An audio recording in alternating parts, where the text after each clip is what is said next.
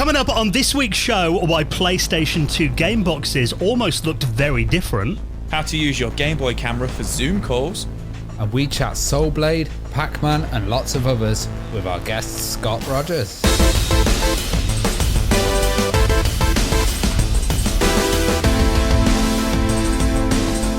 The Retro Hour podcast is brought to you each week with our wonderful friends at Bitmap Books. And I need to check out their latest book, A Guide to Japanese Role-Playing Games, their most ambitious project to date that aims to cover the entire history of JRPG games from 1982 to 2020, covering over 600 games. The reprint is coming in October, and you can find out more and the rest of their retro gaming books at bitmapbooks.co.uk.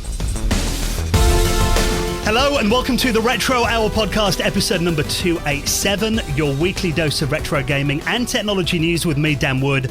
Me, Ravi Abbott. And me, Joe Fox. And welcome to the podcast that each week takes you on a journey back to the good old days of video games. You remember, when we were lads, what it was like playing video games, jumping on your BMX and riding 40 miles in the snow.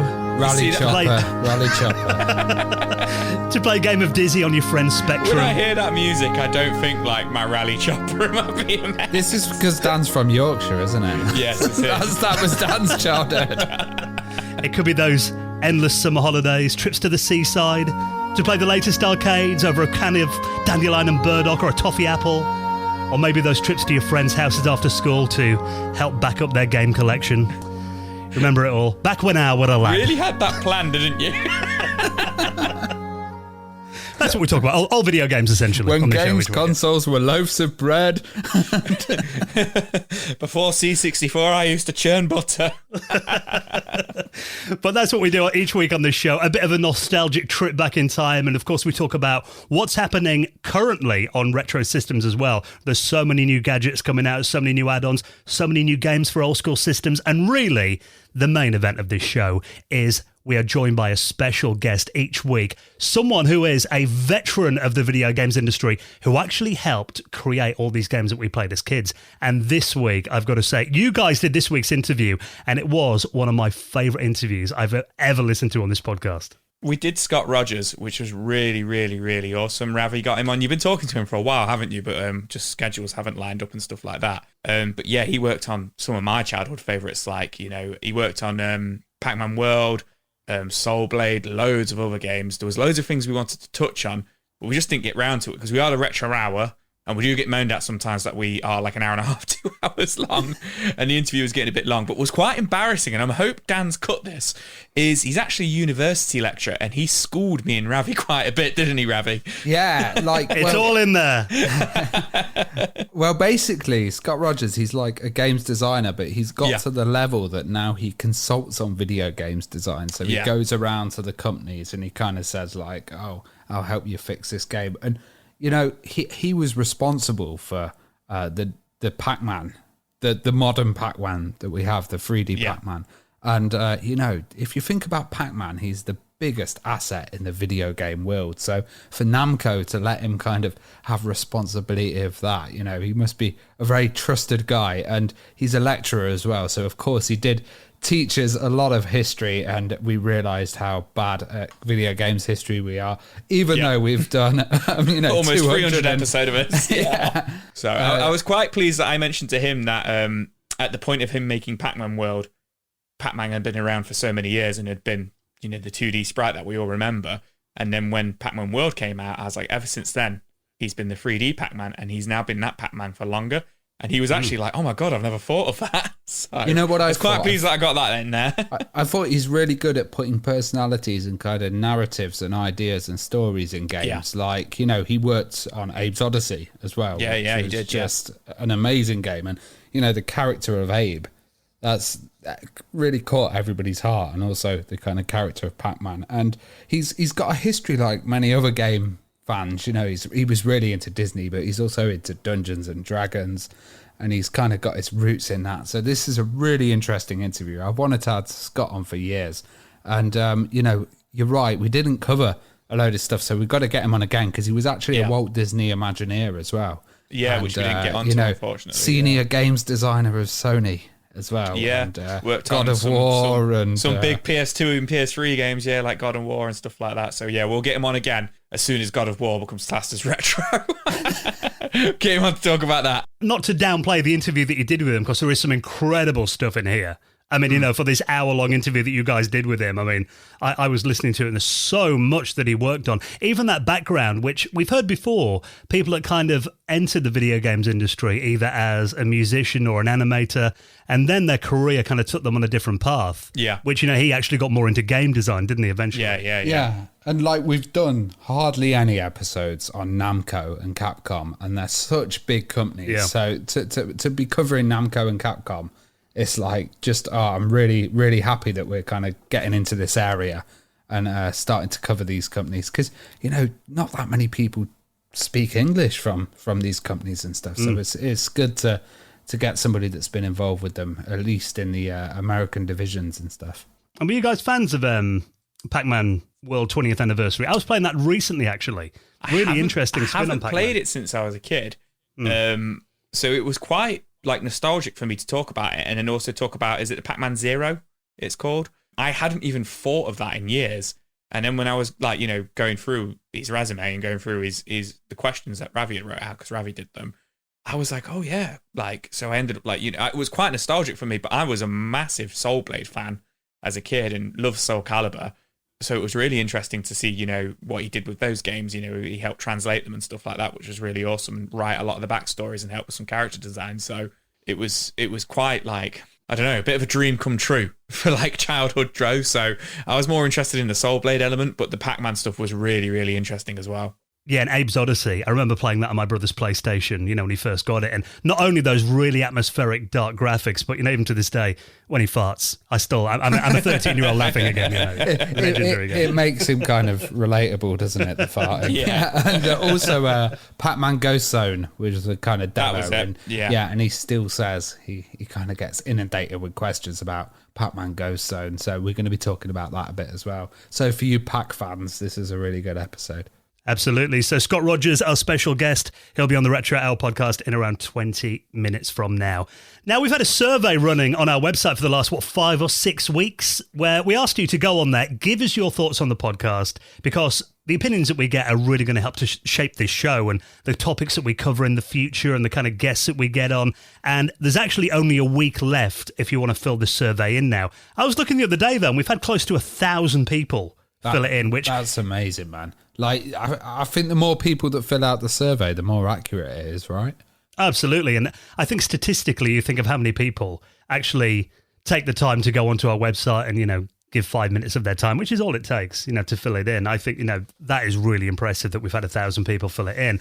But I think we could get some more. So if you want a way to help out this podcast, it'll take 5 minutes. We ask you to nip onto our website, theretrohour.com. You'll see our survey there on the homepage. And you've got till next Friday to fill this in. And for giving us your thoughts on the show, I mean, we're using it to kind of plan the guests that we get in the future and also the systems that we cover as well, because it's really interesting to find out what kind of consoles and computers people want to hear more of on the podcast, isn't it? Yeah, and also stuff like the age demographic is really interesting, and just seeing what kind of jobs and stuff people are in. It's not that much of an intrusive survey as well. You've got multiple options, and you just select them. And for participating, you can win £100 cash. And we thought, we're going to do a retro prize or something, but £100 cash, you can pick your own. There's such a choice that by picking a prize, we've probably limited it. So you could probably buy one expensive rare game, or you could buy 1 million games on an Amazon gaming unit.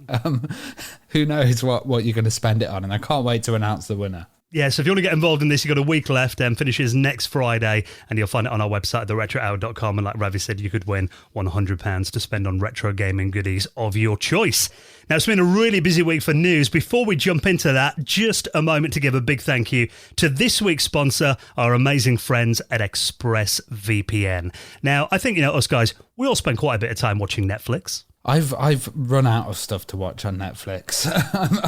I'm really enjoying it, but UK Netflix, I've absolutely killed it. Well, that's the thing, because when you pay for Netflix, which, the price seems to go up every few months recently, but did you know there are actually 100 different Netflix libraries around the world? And one thing that I know you in particular use ExpressVPN for, Ravi, is changing your online location so then you can access thousands of new shows and movies that are on different Netflix libraries around the world. Yeah, so I always pick the American one because there's some good stuff on there. And I find movies are actually on the UK one, and then they'll move off, and then they'll switch around. Like the Australian one's got some great stuff on it as well. Recently, I've been watching one for Joe here, Resident Evil Extinction. I was so happy when you said you were doing the Resident Evil films. yeah. Checking them out. I've got one for Dan, Legally Blonde, which is one of my favourites. Yeah, absolutely. Favourites. The Social Network, which is it's still a good film, a bit dramatic, but a good film. And of course, Total Recall with Arnie, the Arnie version. Yeah, that one's on the American one, where the UK version is the new version. Ew. Enough said. Well, that's what you can do with ExpressVPN. You can unlock all this content that you're paying for, get access to almost 100 different Netflix libraries around the world. And also, it works with other streaming services as well. BBC iPlayer, YouTube have videos that are locked to different regions. You can unlock all those as well. And it is so easy to use. One of the reasons that I know you in particular love ExpressVPN, Ravi, is the speed of it. Because you can be connected and you don't even realise that it's there. Yeah, I've got it on my laptop. I've got it on my PC at home. Got it on my smart TV. So it just kind of starts up straight away. And I don't even know that it's connected. And also, it's so fast. Like, you can watch HD. There'll be zero buffering. I've used other services and I don't know anything as fast as ExpressVPN. And of course, it's got the added benefit of encrypting your data so you can browse the web securely as well. So stop paying full price for streaming services and only getting access to a fraction of their content. Get your money's worth by using the VPN that we trust, ExpressVPN. And in fact, we've got an exclusive link that you can use to get 3 months free on a 1-year plan. So if you want to get an extra 3 months of ExpressVPN on us, head onto this website right now, expressvpn.com/retro. Use our link, expressvpn.com/retro, and a big thank you to ExpressVPN for their support of our show. Now, we're all big fans of, the PlayStation, the PS2, obviously the biggest selling console in history. I know you've got a pretty big PS2 collection, Joe, as have I. Yeah, I'm getting close to a couple of 100 games on the PS2 now, but yeah, this next story is a story of what could have been, isn't it, Dan?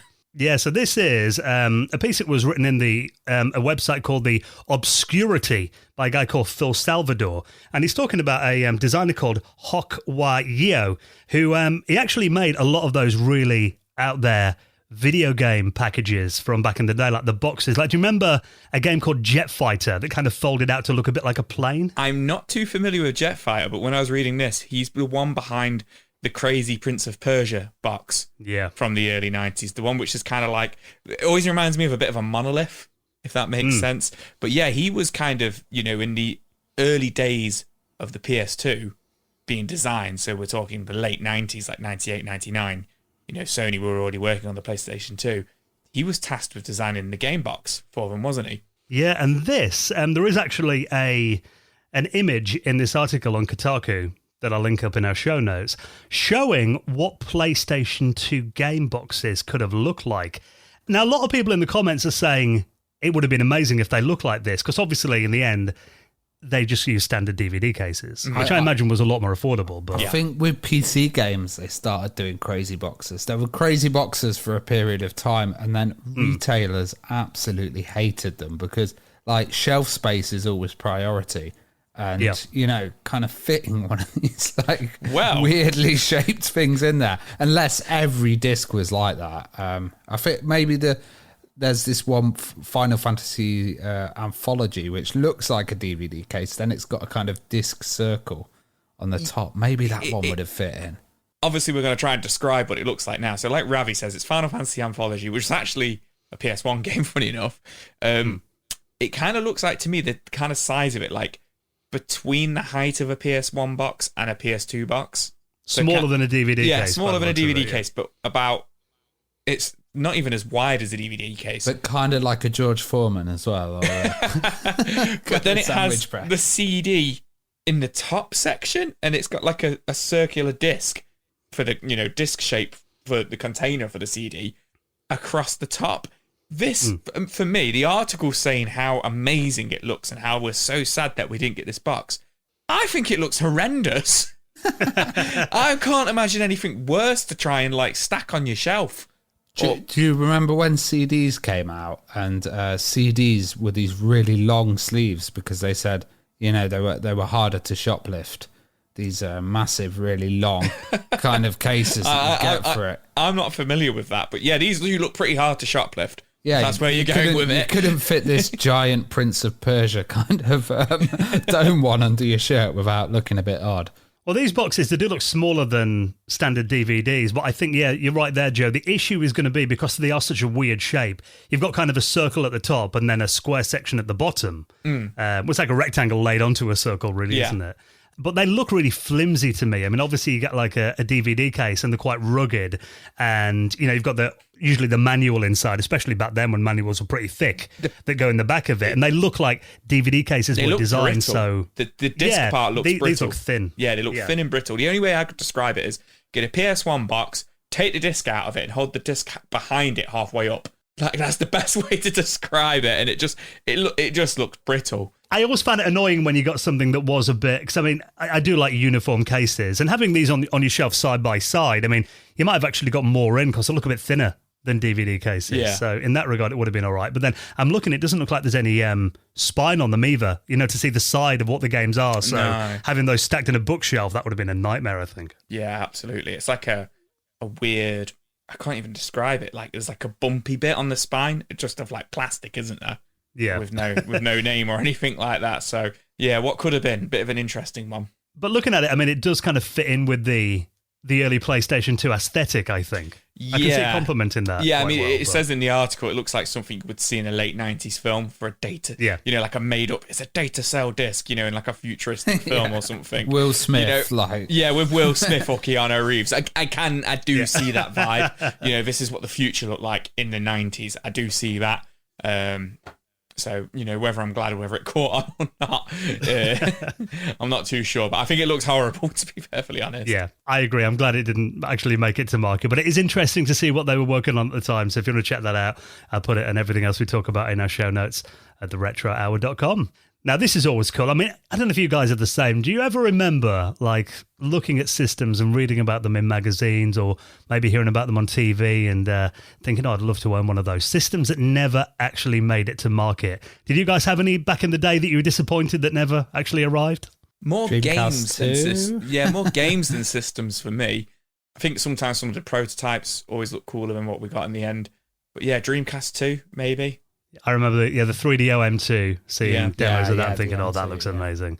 But there was also another system that was, vaporware for a long time, although a few of them were out there. And this is the Conix Multi-System. Now, we've talked about this before, a system that was actually, Jeff Minter was doing a lot of the development on it. And for a lot of retro gaming fans, that is kind of the holy grail of systems that never made it to market. Well, it was going to be the British system, wasn't it? And the advert was the Conix Multi-System. I needed to do that.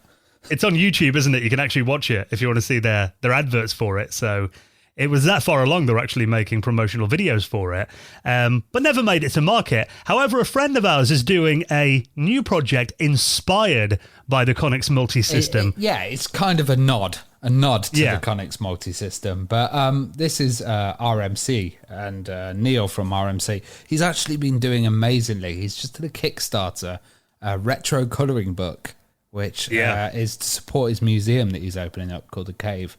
And, oh my God, I think it was number 4 on Kickstarter, like, at one point. Absolutely amazing. Well, what this is we've talked about the Mister board before. And this is actually an add-on board for the Mister. So the Mister's an FPGA system, isn't it? It's an FPGA system, but if you want to have all different outputs on stuff that, like, you need to get tons of different boards, I/O boards, and kind of build it into a monster. This is a single board that has everything built in. So the board comes in mini ITX form. It will give you VGA out, HDMI out, RGB SCART out, It's got a 3.5 millimeter audio in and out and optical audio out, 7 USB ports, and then it's got a snack port. I'm not sure what a snack port is. It ejects a Twix or something when you get hungry. That's it, yeah. Snack port, but also it's got a really cool port, which is an add-on slot. And in that slot, you can have a jammer harness, so you can use it in an arcade cabinet. You can have an MT32 Pi, which is like a Roland MT32 emulator. So it's like MIDI. Yeah, like the MIDI device, but with a Raspberry Pi. So this little slot can basically take everything, and it's all on this one board. So all the add-ons together would usually cost quite a bit, and this is a lot cheaper than that device. But he's also got it printed in this kind of beautiful nod to Conics. So it's really a multi-system board, but by putting it in this kind of 3D printed sexy case, and it does look a bit like the Conics as well.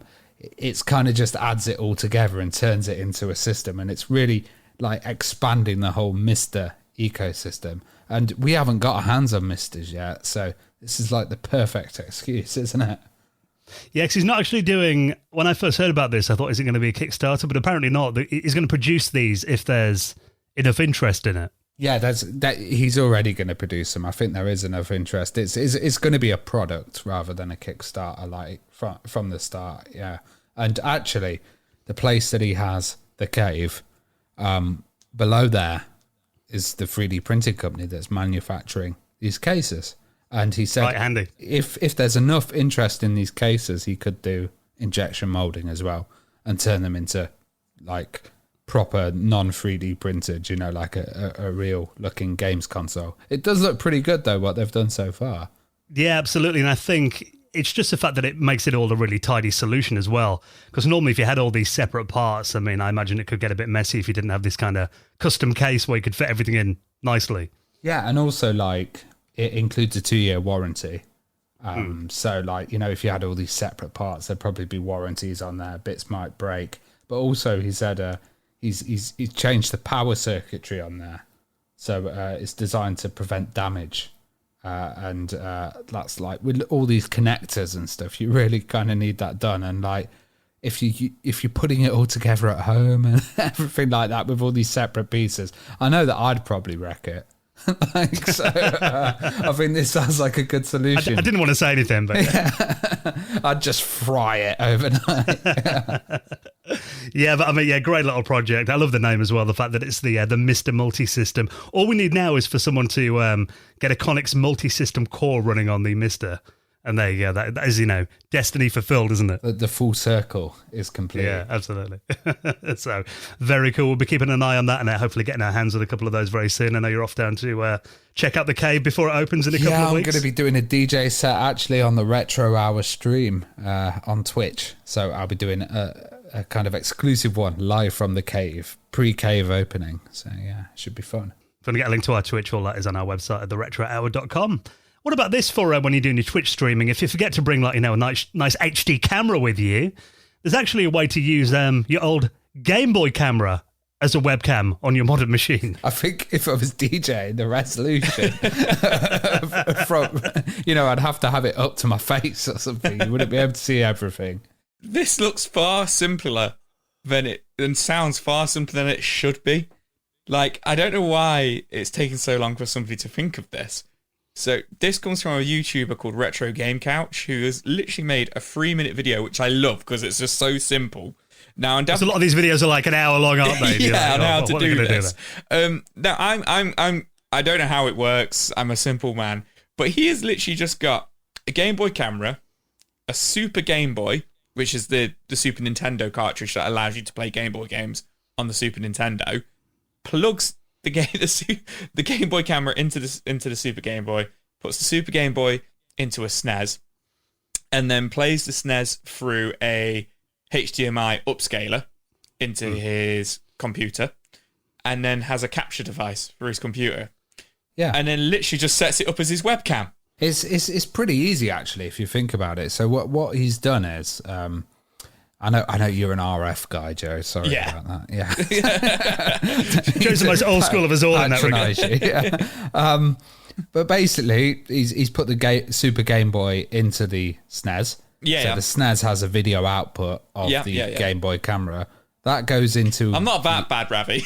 That goes into the RGB device, but also the upscaler he's using is the one that we mentioned in the show a while ago, which is this really cheap one that you can get from Amazon for like 18 quid that does HDMI. Didn't you buy one of those? Yeah, I still use it every day. It's like a little rip-off of the Elgato Camlink, and it's just absolutely beautiful. And then in Teams... Maybe he's done a little bit of bypassing. I've not used Teams before, but I think you can just select the source on Teams. Yeah, it's kind of like with OBS, I guess. You just select it as a webcam, I guess the capture card you've got plugged in. Yeah, and I just imagine being in a Teams meeting and someone like popping up on the Game Boy cam. This is the only one I've got.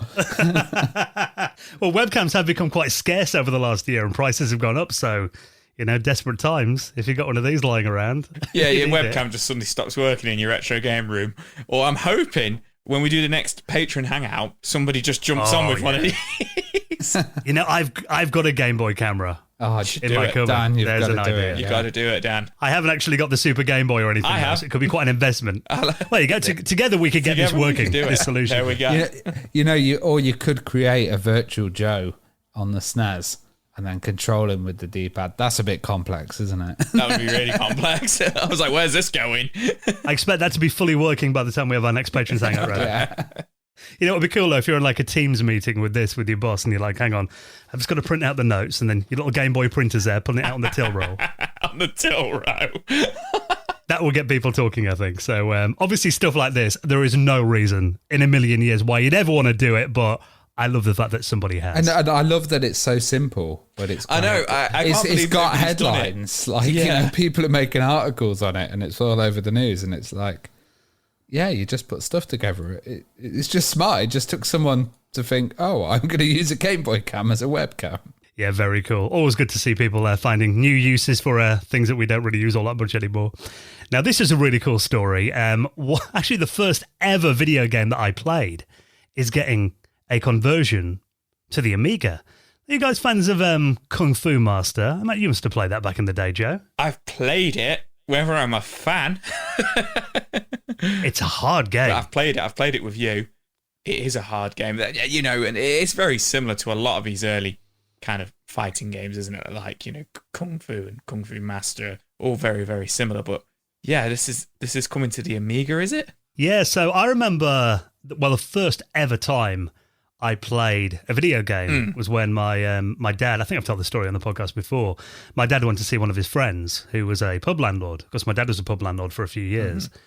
And, like they get chatting, they're like, oh, my lad's got a games console upstairs, why don't you two go hang out? Because we're like similar age. Went up there and he had an NES and he was playing Kung Fu Master on that, and he handed me the controller and I was like, wow, first game I'd ever played. Yeah. And played it for a few hours. Remember being a big fan of it. Then a couple of years later, by then I got my own computer and everything. Went on holiday to a place in Mallorca, and I remember there was a Kung Fu Master arcade in the hotel. So me and my brother played that for like the entire 2 weeks. I was going to say, we played it on arcade when we played it, but it came out on the 2600 and the C64 as well, didn't it? Yeah. The Spectrum. A lot of the home systems had ports of it. And actually the Spectrum version, I hadn't played it before.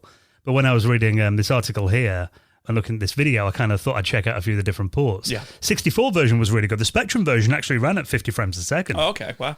So, I mean, being an 8-bit game, I guess it's not really that demanding graphically. But it was also a bit of a puzzle why it never got a port to the Amiga, I thought, being that was a popular home system over here. But now, I mean, I did hear a rumor a few years ago, this guy called Secco, who was on the English Amiga board, who was doing a homebrew port of it a few years ago, that apparently that project's kind of died away now. So there's another guy called McGeezer who's taken it over, and he's actually posted just a little performance test video on YouTube, which is really the only bit that we've seen of it so far. But he's got it running on a stock Amiga 500, so you don't need any, upgrades or additions or anything like that.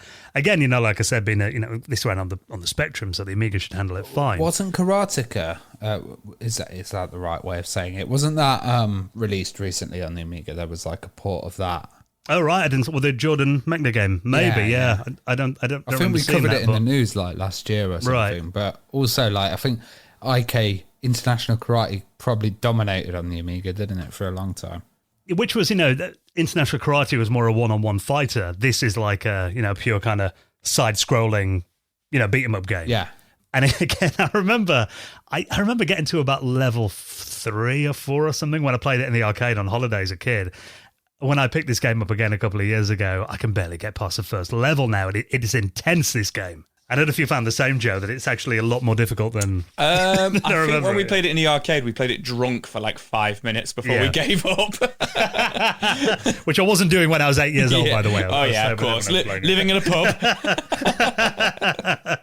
So, it is cool for me. It's a game that I've always loved, even though I'm crap at it.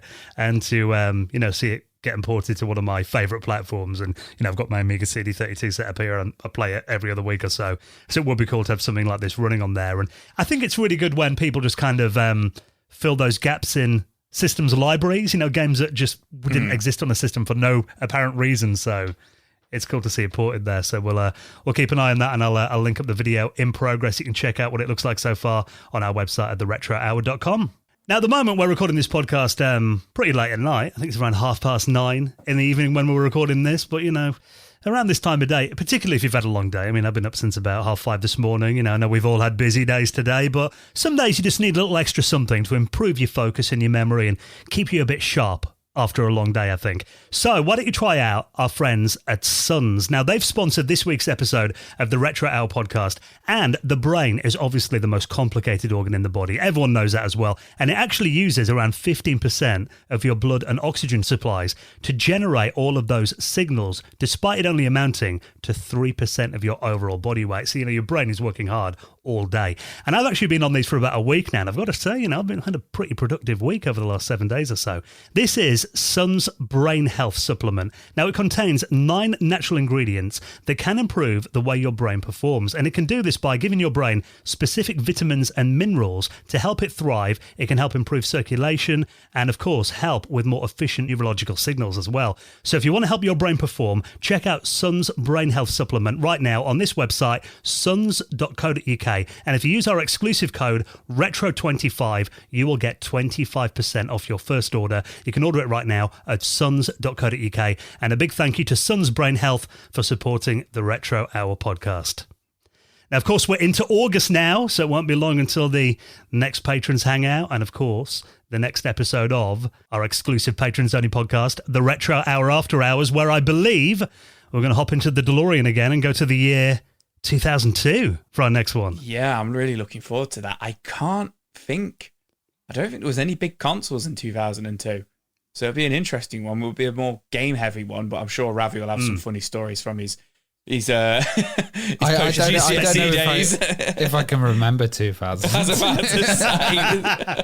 Yeah, so this is an exclusive podcast that we do just for our patrons, where we cover all sorts in there. I mean, we've been doing this little routine recently where one episode will be about a certain year, and we'll spend an hour and a half, 2 hours, kind of looking at all the big games that came out, all the big technology, all the new console launches, our memories as well. There's news clips in there. We really go deep into these systems. And the other episodes are kind of anything goes. Some of them are kind of, console deep dives. We do all sorts in this show. I think we're planning on doing like a Q&A at some point as well. So really, I think, in terms of the survey respondents we've had recently, a lot of people have been like, it'd be great to see you guys do an episode all about the Mega Drive, which we've done already, haven't we, in our second podcast? Yeah, and we've also been asked, we want to hear about your memories and what you guys think of certain classic consoles and stuff. Well, that's what the After Hours is, and like you say, we've done like 14 of them, 13 of them now. And like you say, we've got the deep dive of the Mega Drive, deep dive of the SNES. I think we might do the PS1 soon as well. Yeah, and not only do you get access to that for backing us on Patreon, you get invited to our monthly Patrons Hangout, so we'll be another one coming up in the next couple of weeks. These are always so much fun as well. We kind of describe it as a virtual users group, really, isn't it? Yeah, and we always kind of just gawk at each other's very, very impressive collections, and usually end up spending a little bit of money because I get so jealous of other people's collections. You get all recommendations as well. Get recommendations. Someone will be like, oh, have you tried this on that? Oh, you can do that. Okay. And then another 100 quid's gone. Yeah, absolutely. Yep. And also, it's just cool. We end up talking about, a lot of like technology, like old mobile phones and films and stuff like that. It's just cool to talk to like-minded people, especially when we've all been locked up for so long now as well. You know what, though? Because we were talking about MP3 players and mobile phones, and we all ended up doing it, didn't we? Like, oh, I've got one of those. Hang on. Across the room in the wardrobe, pulling drawers out and everything. So they're lots of fun. There's going to be another one coming up in a couple of weeks' time. And if you'd like to join us for that, back the show on Patreon. Everybody is invited. And, of course, you get other perks as well. You get the usual podcast early most weeks. You get it ad-free as well. But really the reason you're doing it, supporting the Retro Hour, is to ensure that we can continue to bring the show out each and every Friday, bring you the news and these incredible guests as well. And, of course, for backing us on Patreon, we will let the world know how incredible you are and give you a mention in the most prestigious high score table in the world of retro gaming, the Retro Hour Hall of Fame. And a big thank you this week to Jonathan Harden, Clyde Radcliffe, Matthew Martin, Drek Young, and Gavin Burnett, who all backed us on Patreon. We really appreciate your support, and you can do the same on our website at theretrohour.com. Right then, next, I'm not involved in this interview. I wish I was there, guys, but I just love listening to it, actually. It's one of my favourite interviews that I've ever heard on this show. Chatting about classics like Soul Blade, Pac-Man, lots more as well, with our special guest, Scott Rogers. He's coming up next on the Retro Hour podcast.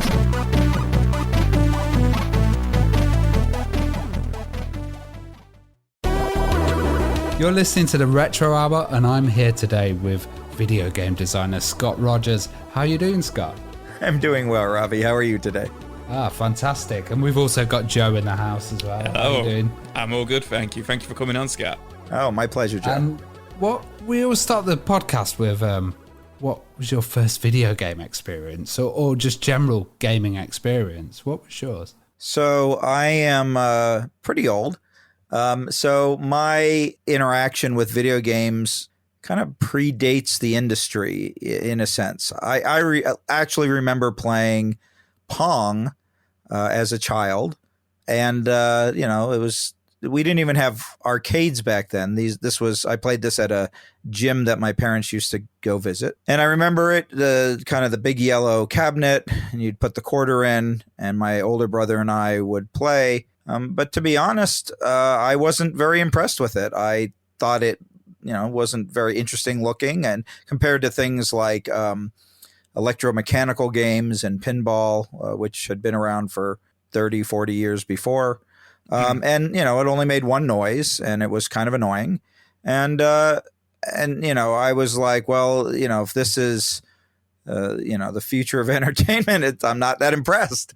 But was it the old Atari one? No, this is the Space Age one. This was the original Nutting Associates one this even predates Atari. This is the arcade cabinet that Al Alcorn and Nolan Bushnell sold, and started their company. Kind of launched Atari with it, but it was the old. If you look online and you look up Pong arcade cabinet, you'll see these kind of blocky yellow thing.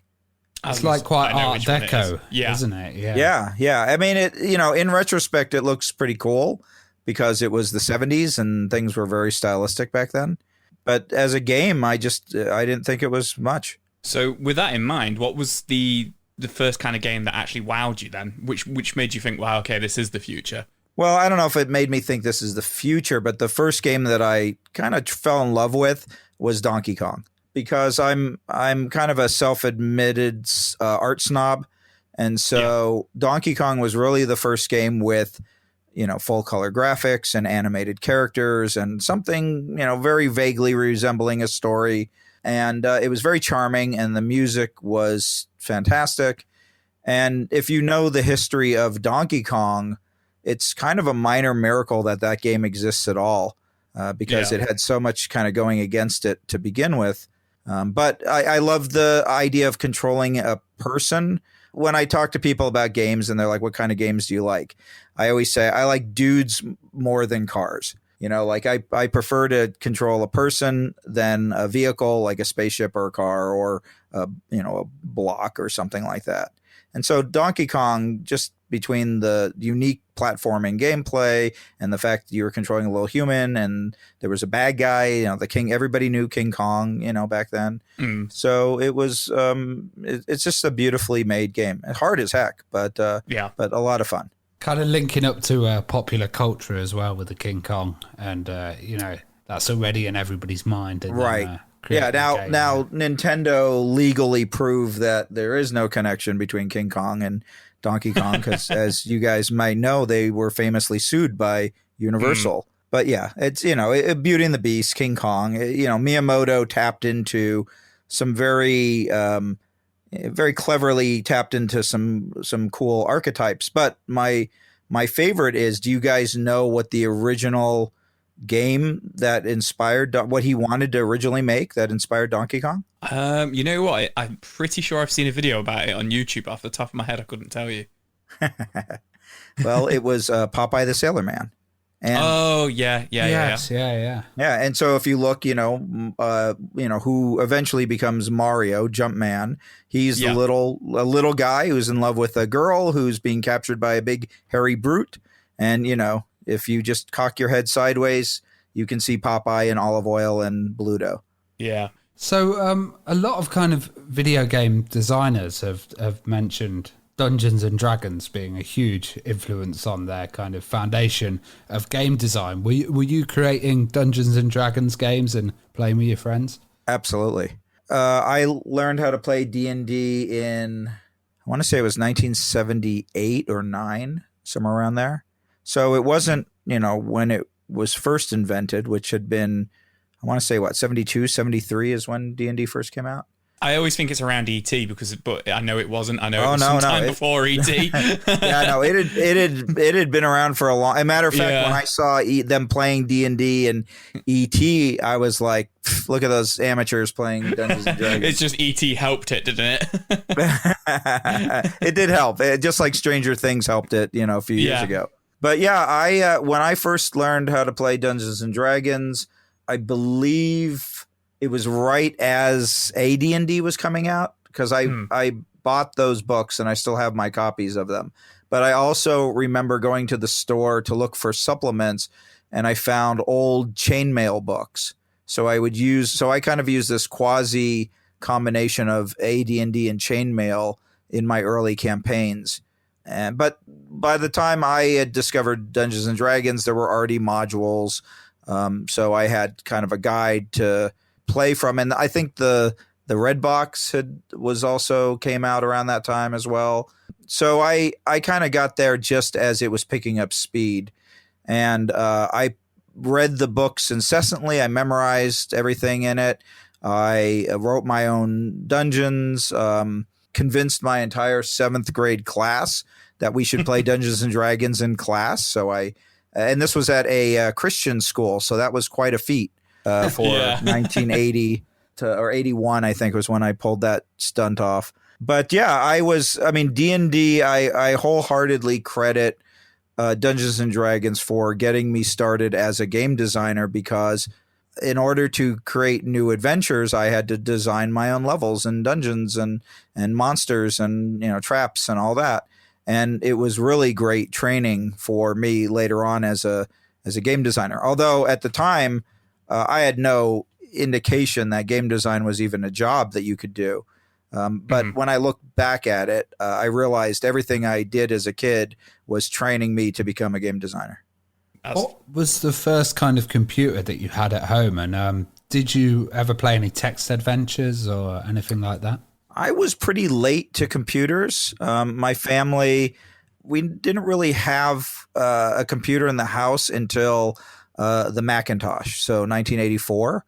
I took classes at school. I learned how to program on a TSR-80, but when I was 13, I got like a little scholarship to a local trade school, and I wanted to learn how to program BASIC, and the class was overfilled, and so they said, all right, we're gonna have everybody take a test, and we'll see what you know about computers. And I ended up placing out of that class, and I ended up in a Pascal class, which is now kind of like knowing, ancient Greek, I guess. And it's funny because there was only one other kid my age in the class, and we ended up teaming up because you had to have partners because there weren't enough computers to go around for everybody. And I ended up spending the entire class essentially telling the other kid what to program, and we ended up making kind of a Galaxian ripoff. And so I should have known all the way back then, I was doomed or whatever, destined to be a game designer because I was bossing around a programmer telling him what to make. But I don't really feel like I got much of a good programming background. And kind of the height of my programming education came when I was using said TSR. We used to call them Trash 80s. And I was using the Trash 80, and I bought a magazine where they would have these pre-printed code lines, pages and pages of code that you were supposed to transcribe into the computer, and then you would hit play, and you'd have a Space Invaders or a Moon Buggy or whatever, some sort of clone of whatever was hot in the arcade at the time. And I remember spending hours entering these lines of code, and I hit play, and nothing happened. And then I went back and combed through the magazine and looked at my code, and for the life of me, I could not find what I had done wrong. And that experience frustrated me so much that I was like, well, I guess I'm not going to be a programmer. When I'm always looking back on our old BBSs and stuff, I can kind of see people calling them Trash 80s. And was it because of the price tag? Because like the C64 or something was a lot more expensive? I mean, mainly it was just TSR. So it was kind of a, trash, it looked like trash, right? TSR. But yeah, I think part of it was that they were inexpensive, and compared to like a Commodore 64 or an Apple, they were considered lesser computers. So you mentioned earlier on that obviously you then, eventually got into game design. You didn't know that was even a career. I read online that you were an animator before that. Is that right? And how did that come about? Yeah, for a hot second when I graduated. So I went to school for art and film production. Okay. So I have a couple of degrees in that. And when I graduated, I was supposed to have an internship with Steven Spielberg's production company. Yeah. But a hurricane wiped out the sets of Jurassic Park, and they ended up using the funding from the internship to rebuild the sets. So I was I didn't get to work at Amblin. I got through the whole interview process, and then only to have this happen. So I instead got a temporary job at a animation house. And this was back, so this is the early 90s.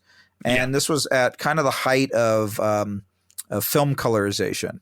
So when I say animation, it was really not, it wasn't like Mickey Mouse or Bugs Bunny, but I was animating these blobs of color to colorize like Humphrey Bogart's face in Casablanca or something like that. And it was very remedial work. I worked the graveyard shift, so I was going in at 11 at night and working till 6 in the morning in a super air conditioned environment that was kept pitch black the whole time. And it was exhausting, and it was kind of soul draining. And again, I was like, if this is what animation is like, forget it. I don't want to do this. This is terrible. Oh, I worked there for about 6 months, and then the company does what every company in the animation industry does, which is it lays off everybody at Christmas time. And so I was unemployed, and that kind of a fortuitous chain of events led to me working in video games. And a lot of our interviews do start like this. They're, either in sound engineering for, the movie industry, or, the animation industry, or like you say, they are animators, and then there's that step into the video game world. Right. Yeah. Well, we realized, one of the great things about at least the early days of gaming was it allowed us to do things that we love to do from the film industry or other, animation industry or other industries, but the working conditions were better. The pay was better. We got health benefits. We got bonuses.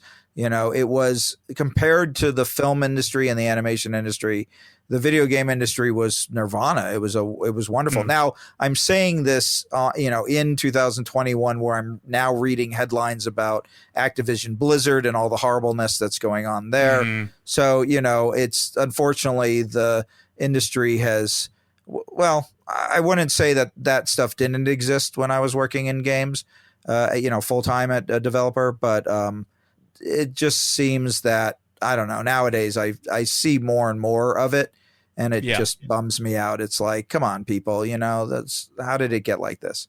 I think, taking a sidetrack there, but I think as it's become a bigger business, it's bigger than film now. It's just, I think the top dogs just want the money, and they forget, the roots and how to treat people. But right. Our next question is, you mentioned, obviously, you got made redundant. They let everybody go over Christmas, and then you stepped into video game industry. Right. How did that come about for you, and what was that like? I mean, you've touched on it already. So so like Lana Turner, I was discovered in a coffee shop. Okay. Do you guys know who Lana Turner was? This is increasingly becoming an older and older joke. And I was born in the 80s, so I'm not too sure who that is myself. Lana Turner was a famous actress who was discovered in a coffee shop from like the 50s or 60s. I have heard this discovered in a coffee shop thing quite a few times. Right. So after I'd been laid off, I was just hanging out at a coffee shop that I used to frequent in Long Beach, and a fella that I knew from university who worked on the school newspaper with me. He was a cartoonist and I was the comics editor. And I was drawing in my sketchbook, which I always carry a sketchbook around with me, have for decades. And he was like, "Hey, Scott, do you know how to draw?" And I'm like, "Well, I'm drawing right now, Stu." And he goes, "Well, do you know how to draw on a computer?" And I said, "Well, what do you mean?" And he goes, "Well, do you know how to create art on a computer?" And I said, "Well, I've used Photoshop. When we got our Macintosh, I've pretty much used every version of Photoshop that's ever existed. So I knew how to digitally manipulate images and draw images and things like that." And he says, "Well, we use these two programs at this company I work for, and they're called Deluxe Paint and Deluxe Animator." And I said, "Well, I've never heard of them before. What system are they from? What are they for?" He said, "Oh, they're for Commodore, or not Commodore, sorry, for PC." And I said, "Well, I don't have a PC. I use Mac." And he said, "Well, we're looking for, good artists. And I know you're a good artist, like you can draw well. But maybe you'd like to come in for the next couple of weeks to my place. And I'll let you use my computer during the day while I'm at work, and you can learn these programs. And after a couple of weeks, you can come in and interview for a job." And I said, "I'm unemployed. I'm not doing anything. That sounds like a really generous offer. Sure, I will take you up on that." So I went into his place for a couple of weeks and learned these programs, and they were pretty easy to understand. It was, pixel art and very traditional cell animation, which I already knew how to do. And so at the end of the 2 weeks, I had a floppy disk of samples of drawings and animations. And I went into this company and I interviewed with them, and they all seemed like really nice guys. And they were working on this really cool kind of fantasy game. And they just gotten done doing a game for the Super Nintendo. And so I said, all right. I ended up sitting down with one of the co-owners. And he was like, "Well, Scott, you've interviewed with everybody. We all like you. You seem like a nice guy. But unfortunately, the job that Stu thought, you could be hired for no longer exists." And he says, we actually gave it, we hired somebody else like literally yesterday. And we don't have a job. Sorry. And I said, "All right, well, thanks. It was nice meeting all of you. And, good luck with your games. They look really cool." And off I went, right? And that company that I interviewed with was known at the time as Silicon and Synapse. That little company became a big company that we were just talking about called Blizzard. And that cool fantasy game that they were working on was Warcraft, and the game that they had just shipped was the Lost Vikings. Wow. So if I had been hired by Blizzard at the time, well, first of all, who knows, what trouble I'd be in. But more importantly, I probably would have been like employee number 16 if I had been hired by them back then. Yeah, because we had David Brevik on, and he was with Diablo. Well, so that's way later. That's years later. I would have. I think the guy who got hired in the position I was applying for was Samwise Dieter, who was like, their big art director for many years. Well, how did you kind of take to the pixel art? And like, I saw that you'd done quite a few sports titles, but you'd also done for the Mega Drive Demolition Man, or Genesis in America. Yeah. How was it working on that film license?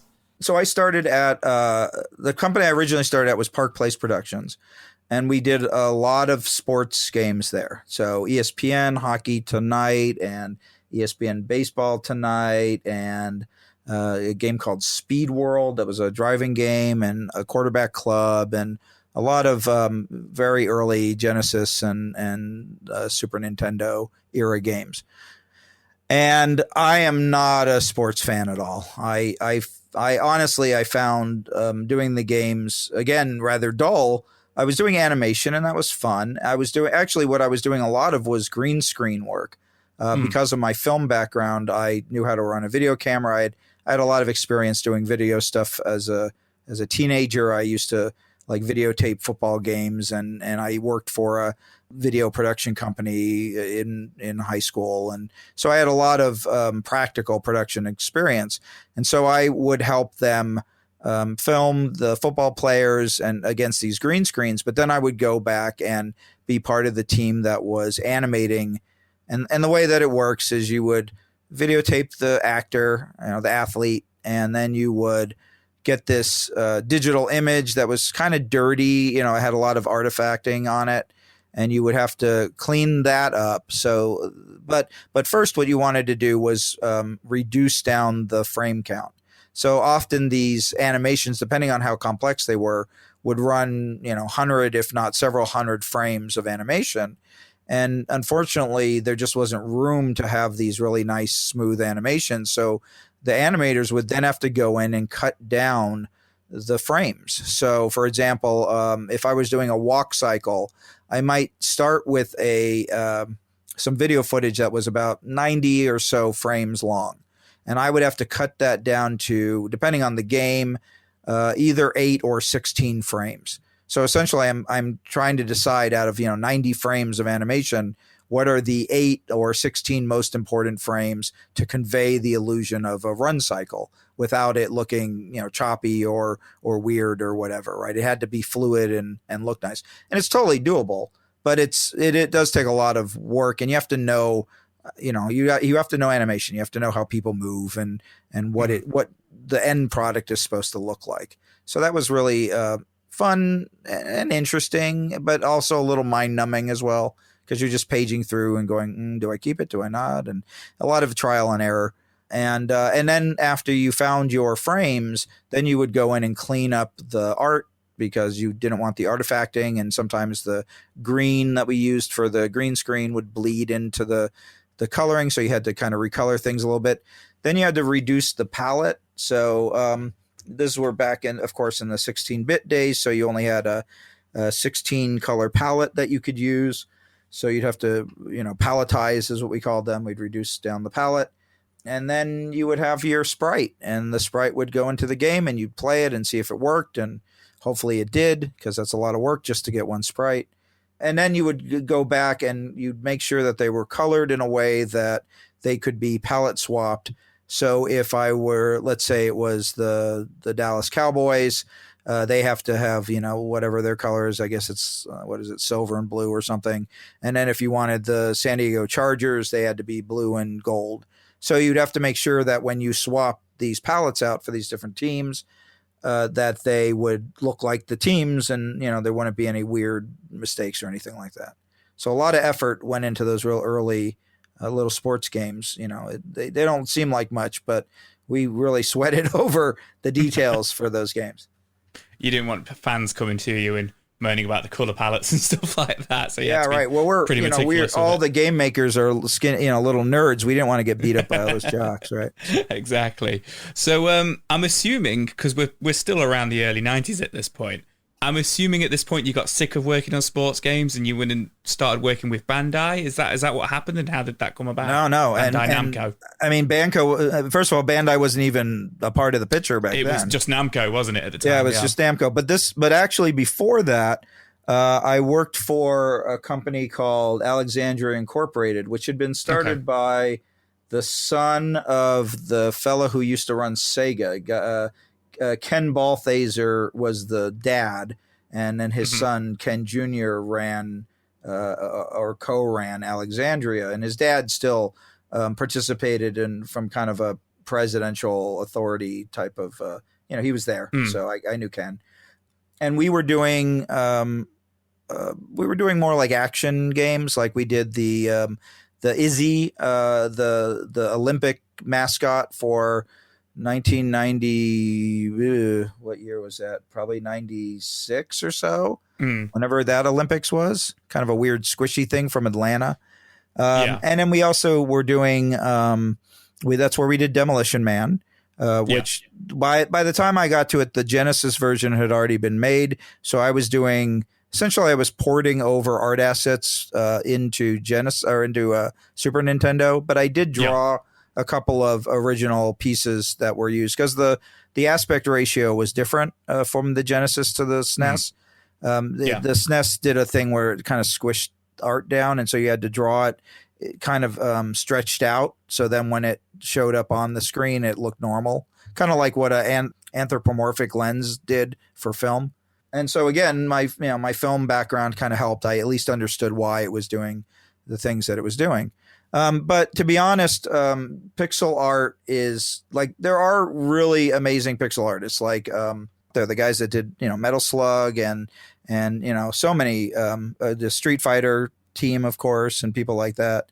But it just wasn't for me. There were people doing things with the art that I just couldn't quite wrap my head around. And for me, it was a lot like laying bathroom tile, because you're drawing pixel by pixel, and the way that it would work is you would draw on, on this like DPaint program or DAnim program, and then you would have to run it through an emulator. So we had kind of a Genesis with this weird contraption kind of sticking out of the top that was connected to your computer. So you would, you'd kind of almost like pushing a build, but then you could see how it would convert. So essentially, if you can imagine, you're drawing something, but what you're drawing doesn't quite come out the way that you're drawing it. So you have to do a lot of this mental gymnastics of, all right, if I move this pixel here or make it this color, it's going to blend in with this other pixel, and that's going to create this nice effect. Or it might even, there were transparent pixels, so you could play around with things like that. I mean, it really is amazing. The artistry of it, when done well, is fantastic. But again, it really wasn't for me, and I was getting frustrated with it, and then also this is around the time when PlayStation debuted, so 96 or so, and 3D art was becoming the thing. And I myself, at least in those early days, I did not care for 3D art. I thought it looked ugly and blocky and horrible. All the beautiful grace and animation that you could do with pixels was now being replaced by, games like Battle Arena Toshinden, which, I mean, it was very exciting in 1996, I guess, but I hated the way it looked. And again, like I said, I was an art snob, so I want games to look pretty. I liked Donkey Kong Country, and I liked Earthworm Jim, and I liked Booger Man and games like that. I thought those were all beautifully animated games, or the Neverhood, the claymation stuff. But the Tekken and Toshinden and Wipeout, I thought all looked hideous. And so I was like, ugh, is this really the future of video game art? It's going to look like this garbage. And it was about that same time that I did see, I mean, there was hope. During this time, I was doing it wasn't quite contract work. It was like helping out. The company that I worked for, Alexandria, was owned by or majority owned by a guy who ran a bunch of cable networks in like Denver or something like that, and he bought a share or was a partner of this new game company that had come up. There's a bunch of animators from LA who used to work on if you guys remember the Coca-Cola bear, like polar bear commercials. Yeah. So they knew animation really well and had, gorgeous aesthetic sensibility, but they wanted to make video games because they were like, video games are the future. We wanna make games. And so these guys came up to San Luis Obispo, where our offices were located, and they literally moved in next door.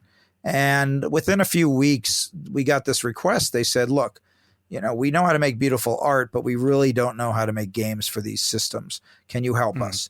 And it was around that time that I had made this realization that I wasn't really happy making art. And so I marched over to the designers and I said, look, I think I'm better suited to be a game designer. How do I get started? And they said, all right, well, we'll take you under our wing. And if you do all our level maps for us and storyboard gameplay and things like that, we'll teach you how to make games. And so I was in the middle of kind of doing this, even though I was still working as an animator and an artist. I was kind of, sidelining as a game designer, or at least a apprentice game designer. Yeah. And so when this company moved next door, they asked the fellow who was teaching me how to do game design if he could come in and help them with the design. And his name was Bill Anderson. So he had done all the really good Virgin Disney games like Lion King and Aladdin and things like that. And Bill then, quickly became kind of overwhelmed with work, because there was a lot of work to be done on this company's title. And so he said, hey, can you come over and help me with some of this? And I said, sure, this project sounds a lot cooler than the ones I'm working on. And it was, of course, the game was Oddworld, was Abe's Odyssey. Oh, and wow. It was known as Soulstorm at the time, which I find really funny because now I guess their newest one is called Soulstorm. So for me, I was about to say, I'm sure the next one's called Soulstorm, which doesn't that come out like next month or something? Yeah, something like that. It's coming out pretty soon, but it was originally called Soulstorm. I have some storyboards posted on my webpage, and they all say Soulstorm at the top, and everybody's like, wait a second, isn't that the game that's just coming out? I go, no, that was the original name of the game. So I helped Lauren Lanning and the team there with, I storyboarded gameplay and helped come up with different gameplay. We were trying to figure out what Abe could do and what the gameplay would be. And so we played lots of the games like Out of This World and Blackthorn and things like that, to kind of, that style of beautifully animated, but, it would kind of like, whenever there was a transition, the frame would kind of wipe and you get this new environment. But a very distinct style of gameplay that I don't really think exists anymore, because mainly it was driven by the limitations of the system. So we started working on this game, and at a certain point, the folks at Alexandria were getting jealous because more and more of the staff was moving over to help on Oddworld. And the way I heard it, I don't know, this is all hearsay, but I heard that there was some sort of meeting between the heads of Alexandria and the heads of Oddworld, and they essentially did kind of a baseball draft where they said, all right, here is this person, he's your lead programmer on Oddworld. What do you need him for over at Alexandria? They would kind of horse trade for the staff. And the rumor that I heard was that when they got to me, they said, all right, here's Scott. And Lauren said, well, Scott's helping with, some game design and some storyboarding and stuff like that. And then Alexandria, the company I had been hired by, said, well, we need Scott to palette reduce sprites, which essentially was done by a program called Debabilizer.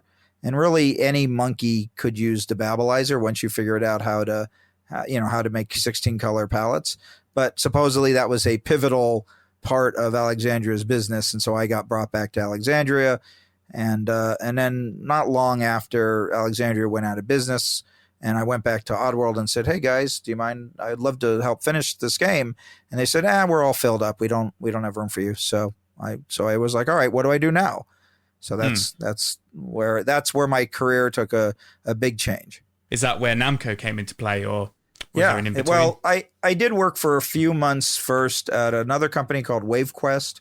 Okay. And this was a company that they did like these really interesting SNES games that were health related. They were like the big game that they had done was this game that taught diabetic kids how to use insulin. And so it was like a platformer, but you would like pick up insulin shots, and then every so often your blood sugar would spike, and you'd have to, shoot yourself with it to control it, right? And they also made like a game that you would actually ride on a bike, like an exercise bike. It was like one of the first of those types of games, So the fellow who ran the company, his name was Aaron. I'm blanking on his last name, but Aaron was like he was kind of like a kid genius, and so he had gone into games like really early. I think he was making them when he was like 14 or 15 years old. And so he had this little company. So there were at the time 3 video game companies in San Luis Obispo, which if you've ever been to San Luis Obispo, is just a little speck on the map in California. But at one time, it actually supported 3 video game companies, and they were Alexandria, they were Oddworld, and WaveQuest. So I had worked for all 3 of them in some capacity.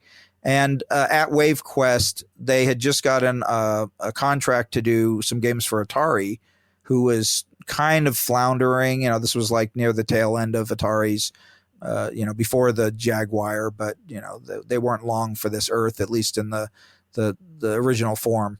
But we had gotten the contract to do a sequel to Crystal Castles, the classic isometric game where you're a bear. It's kind of like Pac-Man, but you're a bear.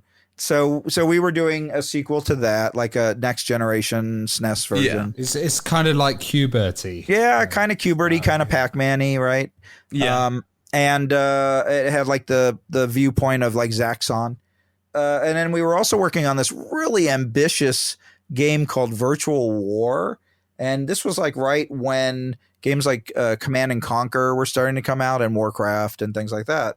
And it was, this RTS game, and I think it eventually got released, but it had like really some really cool mechanisms in that I like to this day. I don't know if I've ever seen. Like it would you could camouflage yourself by actually hiding in like the alpha of the plants and things like that. And that impacted the way enemies could see you and stuff like that. Just some very, very fun and interesting mechanisms in the game.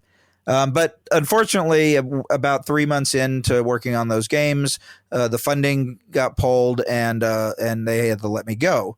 But the important thing about working at WaveQuest was it gave me a business card with the title game designer on it. Because at that point I decided, I was like, am I going to go into art or am I going to go into game design? And I realized game design suited me much better than art.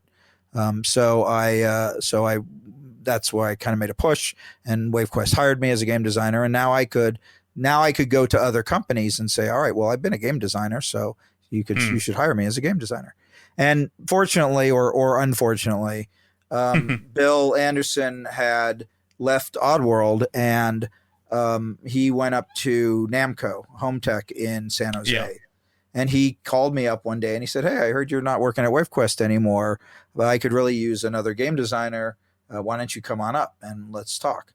And so thanks to Bill again, I ended up working for him at Namco.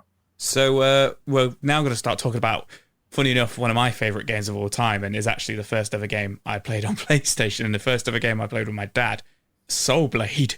Oh my gosh, Soul Blade. Now, you mentioned earlier on that you really wasn't impressed with the likes of Tekken and Battle Arena Toshinden.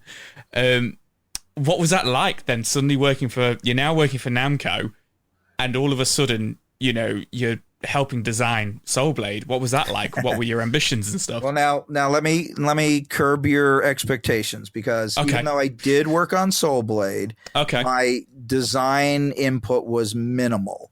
At the time, I'd been hired to help Bill come up with a bunch of new designs that we were going to turn into the next title that was being made by Namco Home Tech, which was the U.S. division we were working for. However, at the same time, Namco was converting Japanese games for the U.S. market. So they were taking Tekken and putting it on, they were localizing it and things like that. So a lot of my early work, the title that I got hired as at Namco was writer.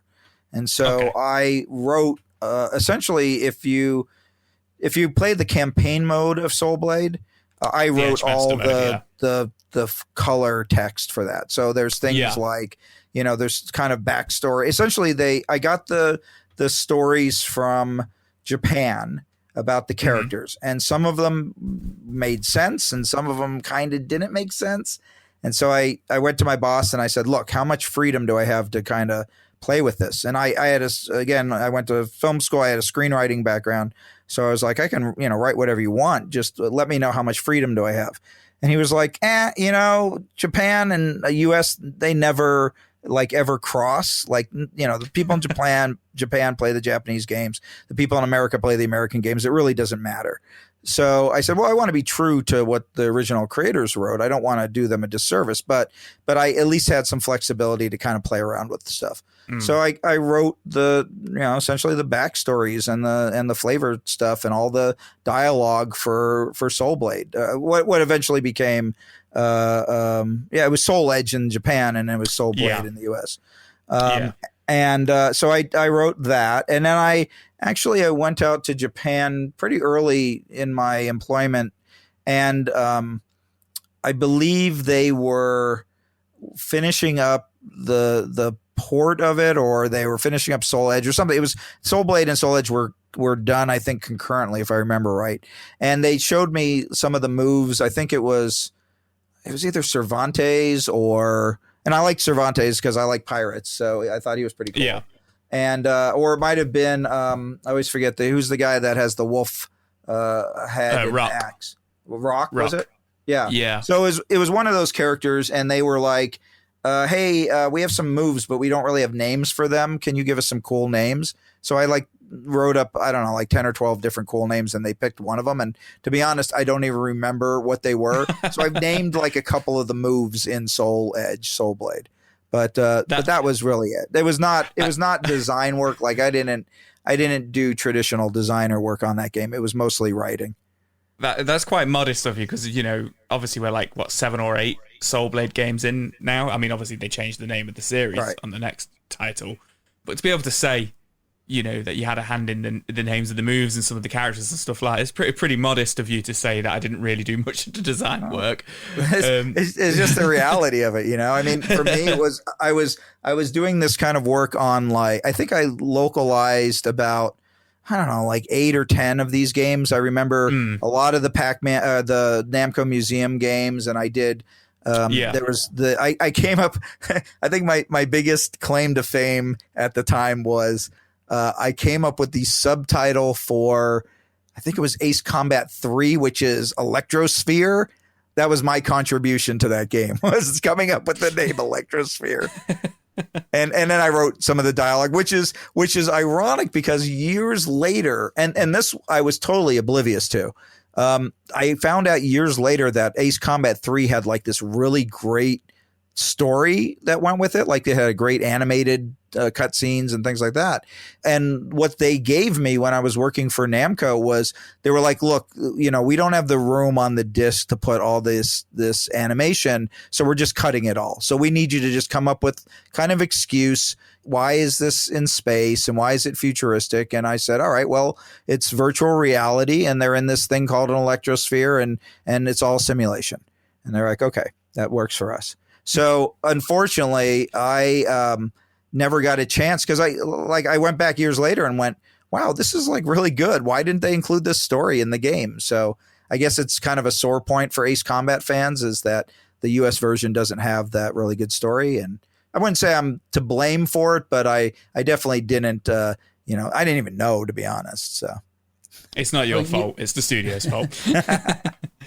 You were actually the lead for Pac-Man World 20th anniversary as well. Yes, that is correct. But originally I was a game designer on its predecessor, which was Pac-Man Ghost Zone. This was the game that eventually Bill Anderson and I and a couple other designers came up with. We were trying to create something that would compete with Mario 64 on the PlayStation. But the problem is, while the N64 was well suited for moderately good sized 3D environments and a 3D character running around, the PlayStation really wasn't. And so we ran into a lot of technical issues. And as a result, we didn't have a lot of texture space, and the polygons were very simple. And so we made this a very ambitious prototype that got showed at E3, and the word kind of got out that this was going to be the next Pac-Man game. And we found out that Japan hated it. They loathed the game. And I sat through a very uncomfortable meeting in Japan where they reamed us out about how terrible the game was. And in retrospect, I have to admit is as much as hard as we tried to make as good a game as we could, we just had a lot of things working against us. None of us had designed a 3D game before. The hardware was just not well suited for the vision that we wanted to do. The gameplay just wasn't very fun. They had Pac-Man shooting. It was like a major part of it, which I was always very against. I'm like, it's Pac-Man. He's not shooting. He should eat stuff.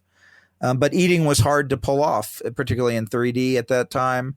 And I think in the end, it was the right call. I was a little sad, and I know people online are obsessed. Like there's somebody who's like, I'm going to recreate Ghost Zone and get all the assets. And I'm like, good luck. Have fun.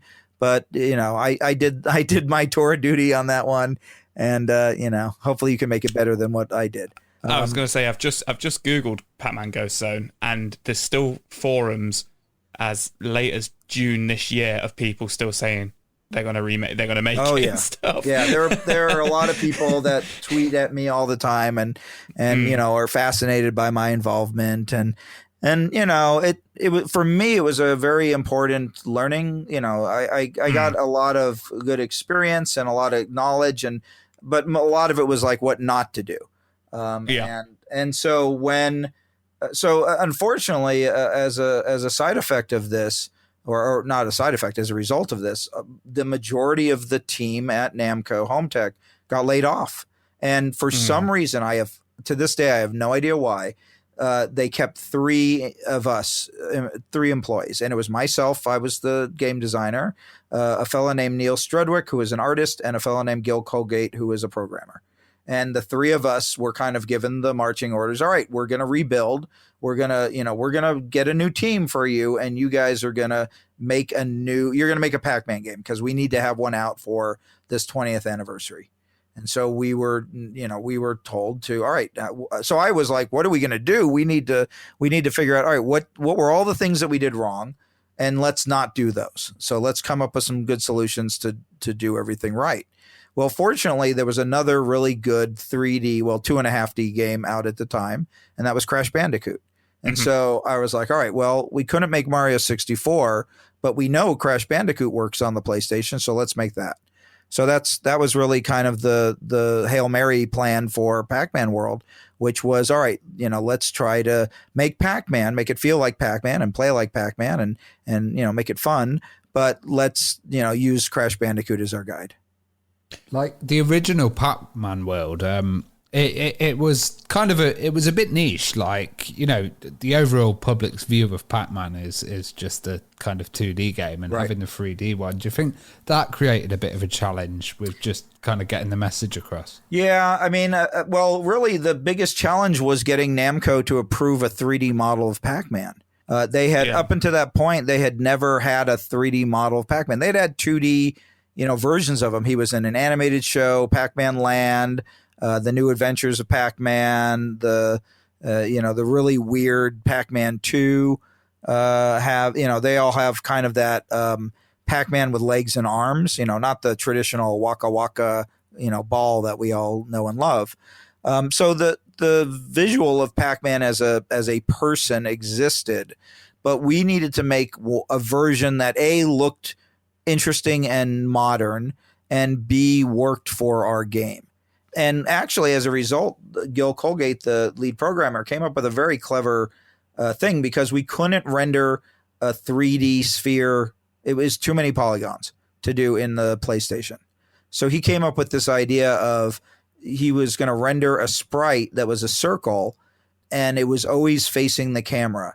So no matter what direction you rotated the character in, you were always looking at this rendered sphere, and it looked like a 3D model, but it actually was a sprite, and it worked beautifully. And then we just rendered it like a face kind of on top of that, and the arms and the legs and coming out, and the eyebrows kind of coming out of that. And there's a few moments where you can kind of see those elements sorting through the sprite. But for the most part, it held up really well. It must have been massively pressured as well, because if you think about it, Pac-Man is the biggest icon. You know, you've got Mario and Sonic, and people play around with Mario and Sonic, do 3D stuff, but Pac-Man is like the number one video game asset. It's like, yeah. I mean, Pac-Man is Namco's Mickey Mouse. And so we had to treat it, with that level of respect. But the problem was Pac-Man was old fashioned at the time. Like, people were like, oh, is Pac-Man still a thing? They didn't realize that, kind of like what people say about Sonic the Hedgehog now, I guess, right? Is they're like, oh, I didn't realize they're still making Sonic games. Well, the same was true for Pac-Man. Like, I think really in the public consciousness, it was Pac-Man, Miss Pac-Man, maybe Baby Pac, but mostly the Pac-Man cartoon show. And that was it. So on one hand, it gave us some room to be flexible, because we, what the world remembered of Pac-Man wasn't a lot. And so it gave us some room to play. But we also had to honor the history.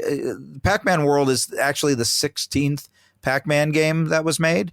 And so we had to respect the fact that there were, 15 other games before that, and not, there's not really a hard and fast continuity to Pac-Man, but we still had to respect it. So that's why we created a new bad guy for the game.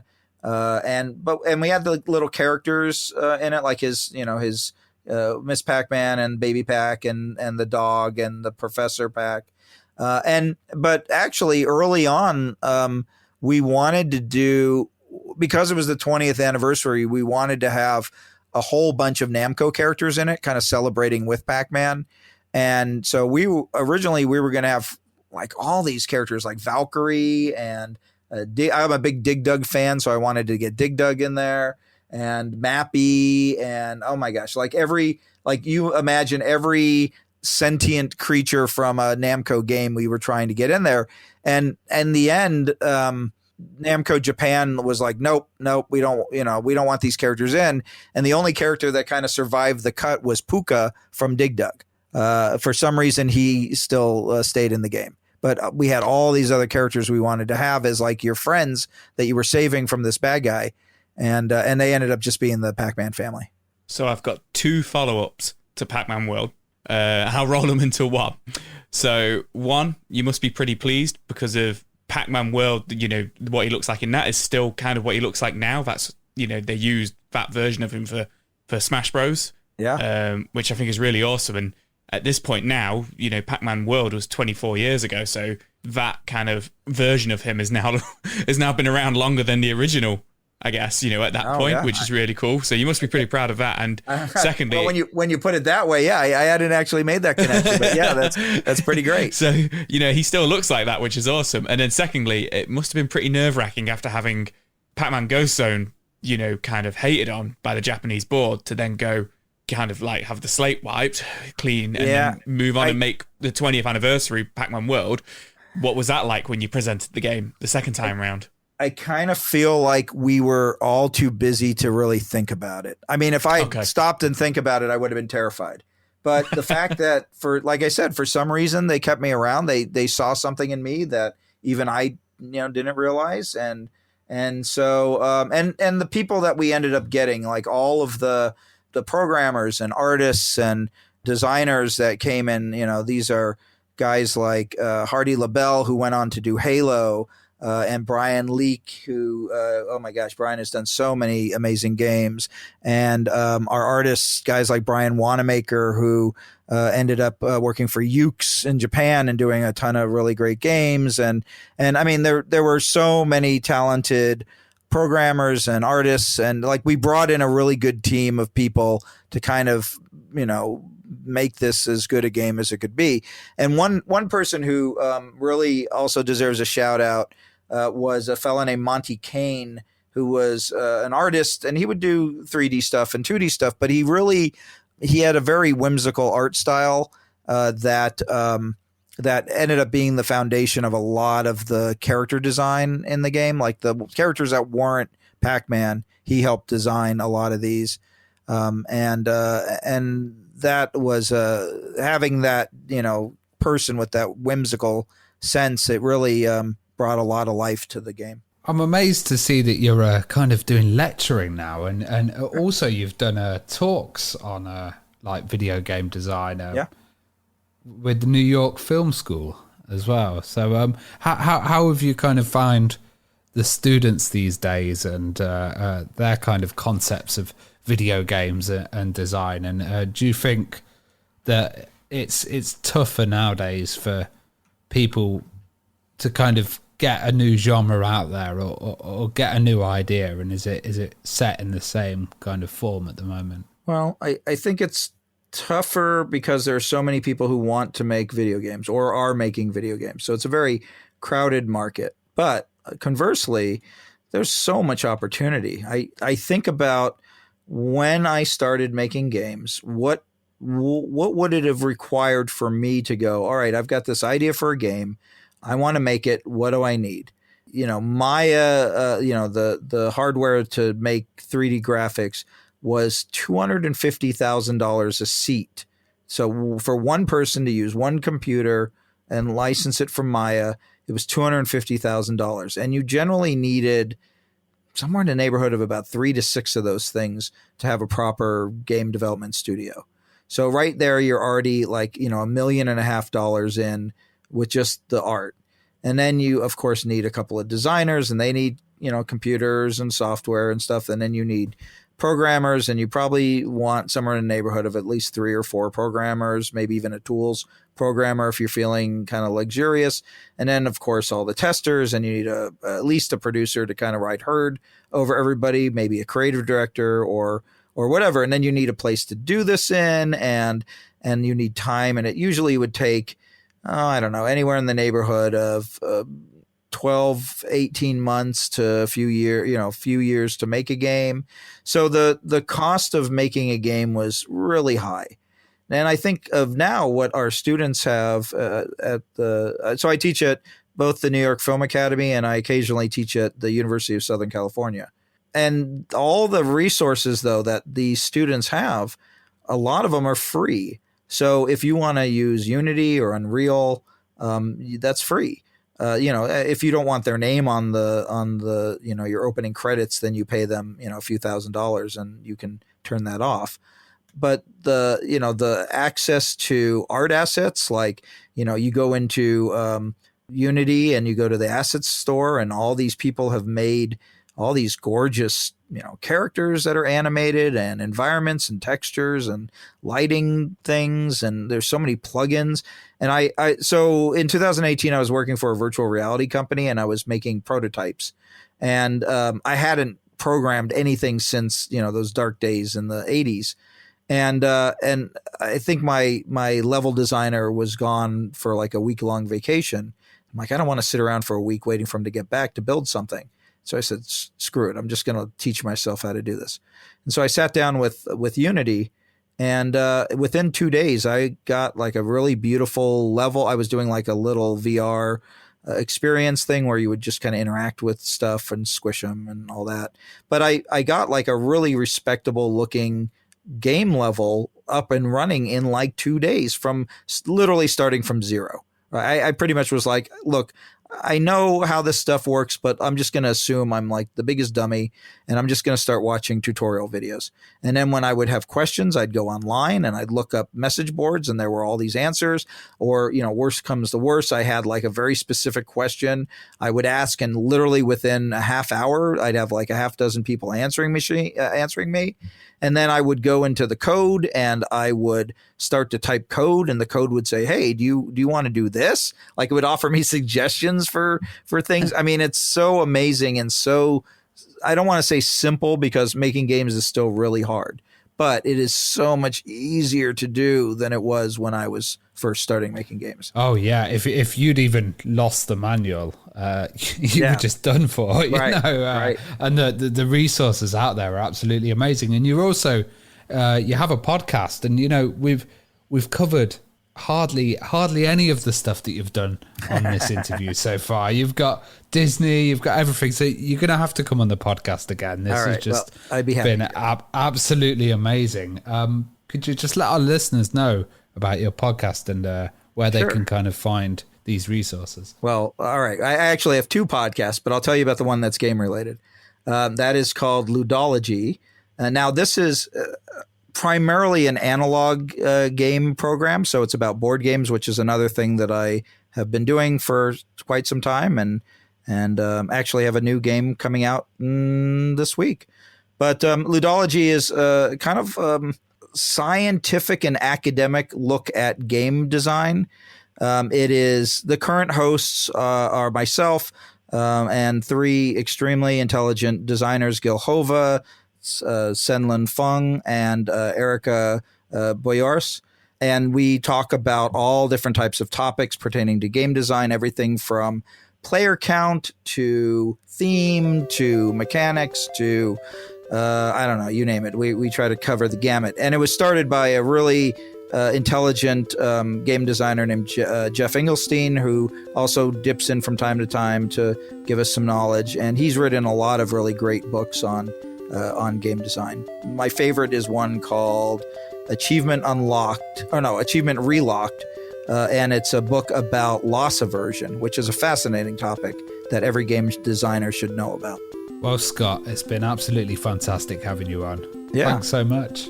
Yeah, my pleasure. Thanks, guys. This was a lot of fun. I got to talk about some things I don't usually get to talk about.